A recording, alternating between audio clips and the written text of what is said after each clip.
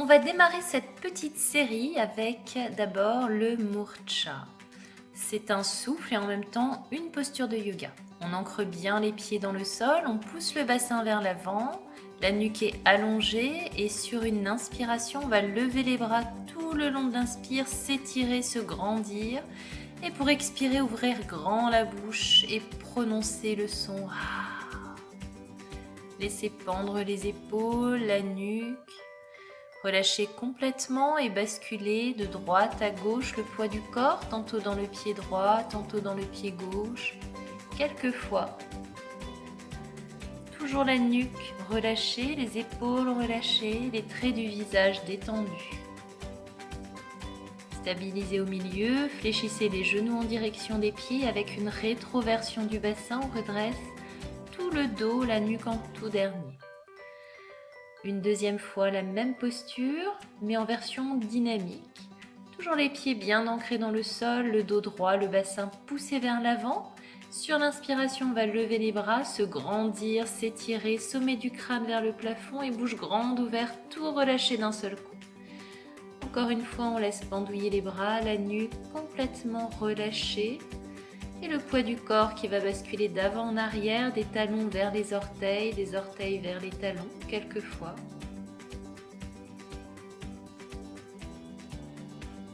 Stabilisez au milieu et comme tout à l'heure, d'abord on fléchit les genoux en direction des pieds, on pousse le bassin vers l'avant et on redresse le dos, la nuque avant de tendre les jambes.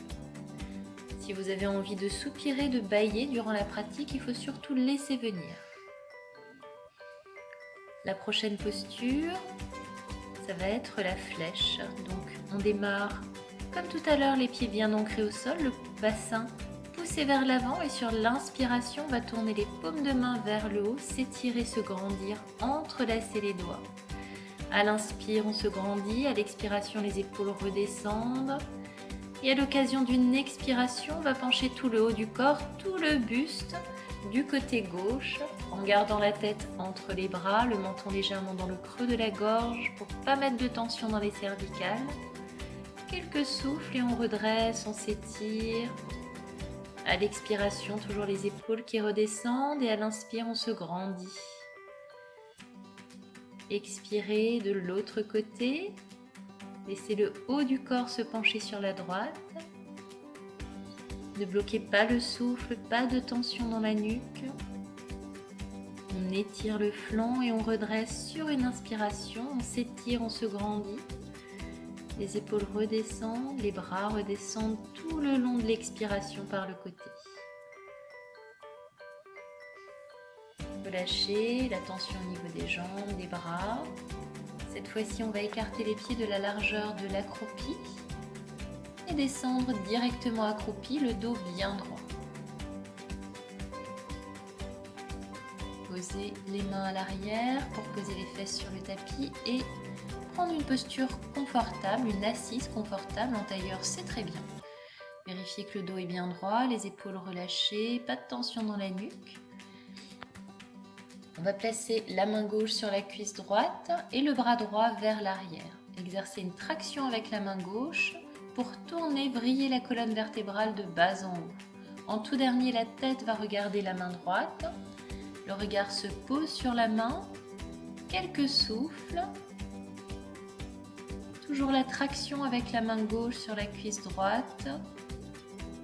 Et lorsqu'on sort de la posture, lorsqu'on revient, le regard va suivre la main. Donc en même temps que le bras revient vers l'avant, la tête de même va venir se replacer dans l'axe, tout lentement, tout le long de l'expiration. On revient, on relâche au niveau des bras, des épaules, un soupir, un bâillement s'il veut bien se manifester. Et on équilibre l'exercice, cette fois la main droite sur la cuisse gauche et le bras gauche complètement à l'arrière. Sur l'expiration, exercez une traction avec la main droite. La tête se tourne vers l'arrière, vers la main gauche et le regard se pose sur la main gauche. Le dos reste bien droit. C'est une torsion de la colonne vertébrale qu'on essore. Ne bloquez pas le souffle, continuez à respirer calmement, régulièrement. Et on revient, le regard suit la main. tout le long du mouvement jusqu'à relâcher complètement vers l'avant les épaules, les bras. Placez maintenant les mains à côté du bassin, de part et d'autre, à plat sur le sol ou juste le bout des doigts. On va poser la main gauche sur le tapis, tourner la paume de la main droite vers le haut et sur l'inspiration, étirer le bras le plus haut possible. Sur l'expire, on va fléchir sur le côté tout le buste, tout le haut du corps et continuer à respirer. Gardez la nuque allongée, le menton légèrement dans le creux de la gorge, on étire le flanc, on pose la conscience dans le flanc. Quelques souffles, bien appuyés sur la main gauche. Et on revient sur une inspiration. En même temps qu'on inspire, le bras revient vers le haut. On se grandit.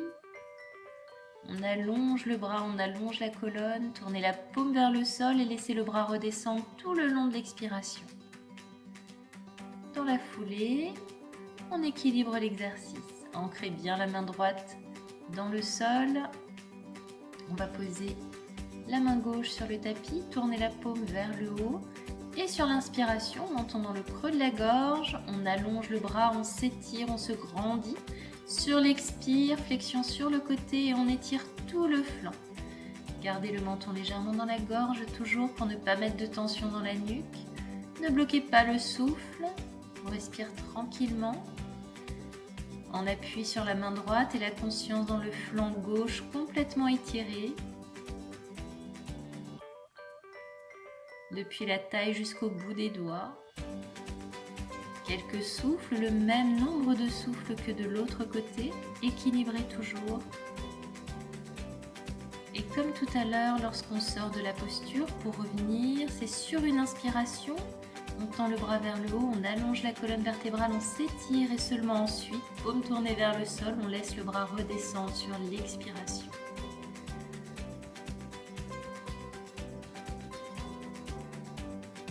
Maintenant les deux bras, paume tournée vers le haut, la colonne bien droite. Sur l'inspire, levez les bras vers le haut, étirez-vous, grandissez-vous, cherchez à toucher le plafond. Quelques souffles, à l'inspire on se grandit et à l'expiration les épaules redescendent.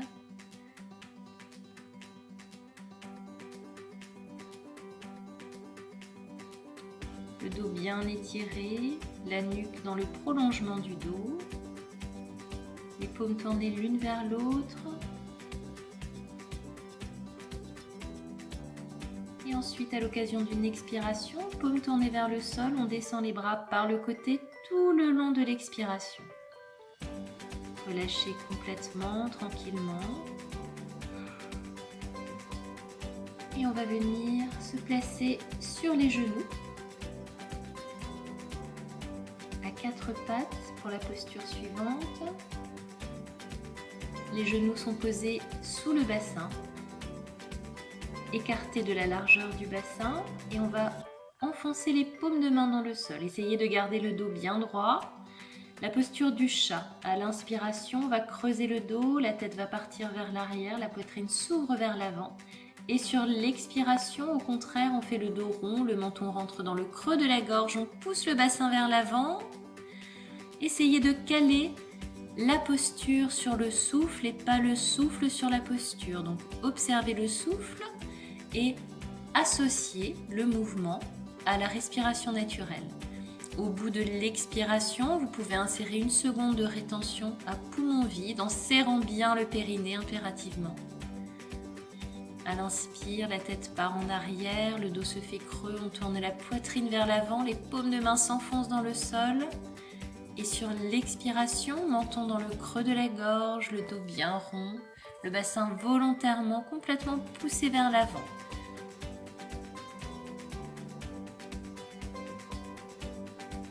Au rythme du souffle, toujours à l'inspire, on regarde vers le haut, on étire bien le cou. Et à l'expiration, menton dans le creux de la gorge. On va stabiliser au milieu, retourner les orteils maintenant. Enfoncez les paumes de main dans le sol pour la posture du chien face au sol.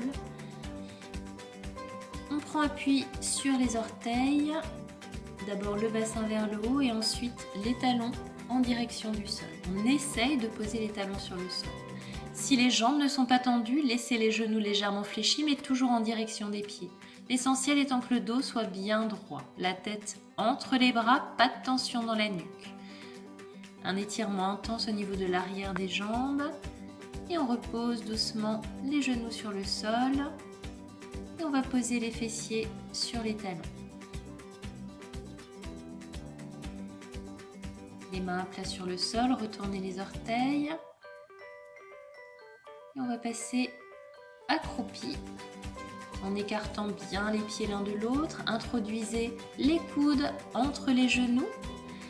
Placez les paumes de main l'une contre l'autre et on va essayer de pousser avec les coudes sur les genoux pour avoir les avant-bras à l'horizontale. Les épaules sont relâchées, la nuque étirée, donc le regard se porte plutôt vers le bas et la colonne vertébrale est bien droite. Quelques souffles. Si les talons ne touchent pas le sol, on fait la posture simplement avec les talons en l'air, rien de grave. Posez ensuite les paumes de main sur le sol, tournez les orteils vers l'avant, fléchissez les genoux en direction des pieds. Comme tout à l'heure, on redresse d'abord le bas du dos, le dos et la nuque en tout dernier. Quelques soupirs ou bâillements, laissez vraiment venir, laissez aller. On reprend une posture avec les pieds écartés de la largeur du bassin en ancrant bien les orteils au sol. Les mains posées sur les cuisses, poussez le bassin vers l'avant, étirez la nuque, relâchez les épaules. Et à l'occasion d'une inspiration, on va laisser les bras monter par l'avant. Sur le côté, basculer la tête en arrière, creuser le dos et ouvrir le plus grand possible, le plus largement possible la poitrine vers le plafond. On revient sur l'expire, ramenez le menton dans le creux de la gorge, le bassin vers l'avant, croisez les bras. Enlacez-vous, poussez le périnée vers le haut, le nombril vers la colonne vertébrale et serrez-vous à poumon vide très fort quelques secondes. Repérez le croisement des bras pour inverser tout à l'heure et relâchez. Encore une fois, à l'inspiration, on lève les bras, on se grandit d'abord vers le haut puis vers l'arrière, la poitrine tournée, résolument tournée vers le haut. Le dos bien creusé et on revient sur l'expiration, montons dans le creux de la gorge, les bras vers l'avant, le bassin vers l'avant. Enlacez-vous, attrapez les omoplates, poussez le nombril vers la colonne vertébrale, le périnée vers le haut. Un soupir ou un bâillement et on relâche. Je vais vous parler de la respiration alternée dans le yoga qui permet de renforcer le système immunitaire. Il s'agit d'un souffle important dans le yoga dont on dit que s'il est effectué au moins 20 minutes par jour, tous les jours, on ne peut pas tomber malade, on reste en bonne santé. Si on parvient à le faire au moins 10 minutes par jour, ce serait pas mal. Avant de vous montrer ce souffle, je vais vous parler un petit peu de ce qu'il faut prévoir avant. Déjà, trouver une assise confortable et en ayant le dos bien droit. Donc moi je suis assise sur un petit coussin, juste le bout du coussin, les fesses sont posées dessus, ça me permet d'avoir la colonne vertébrale droite sans effort particulier à faire au niveau des muscles du dos. Le dos droit, positionner une alarme, parce que ce souffle on va le faire 10 minutes avec les paupières closes et on a tendance à perdre un petit peu la notion du temps. Donc la concentration doit être uniquement à ce qu'on fait, uniquement dans le souffle, on ne doit plus se préoccuper du temps. Le mieux, c'est de mettre une alarme quand on démarre de 10 minutes, 15 minutes, selon notre choix. Gardez les paupières closes pendant toute la pratique, de sorte à rester concentré uniquement sur le souffle.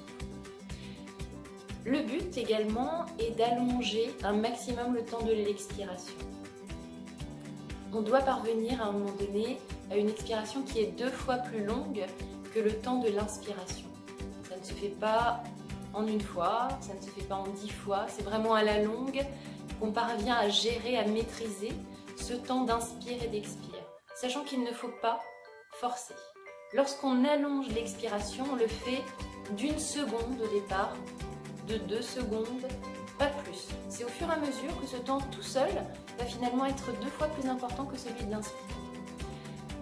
La dernière chose à savoir, c'est la position des doigts. Donc on a le dos droit, je vous rappelle, les paupières closes et on va placer l'index et le majeur à la racine du nez. L'annulaire sur la narine gauche et le pouce sur la narine droite. de sorte à pouvoir boucher alternativement l'une et l'autre narine. On démarre juste déjà en prenant conscience du souffle et en positionnant sa concentration, sa conscience dans le souffle.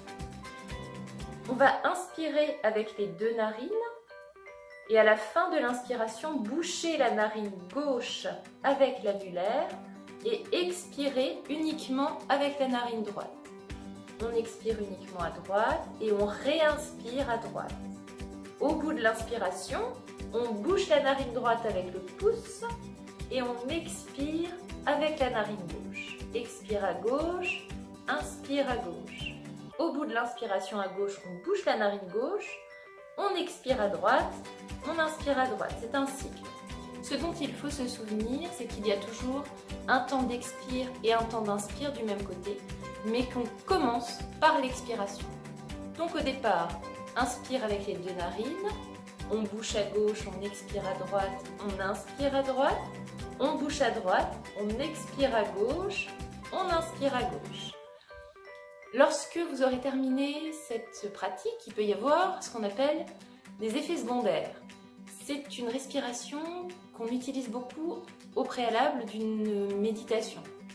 Donc vous pouvez peut-être vous sentir un peu léger, un peu vaporeux, un peu absent, un peu plus déconnecté que d'habitude. En tous les cas, sans doute plus serein et peut-être fatigué aussi, parce que la concentration, comme ça, surtout si on fait 20 minutes et qu'on n'a pas l'habitude, sur uniquement le souffle, peut épuiser le mental.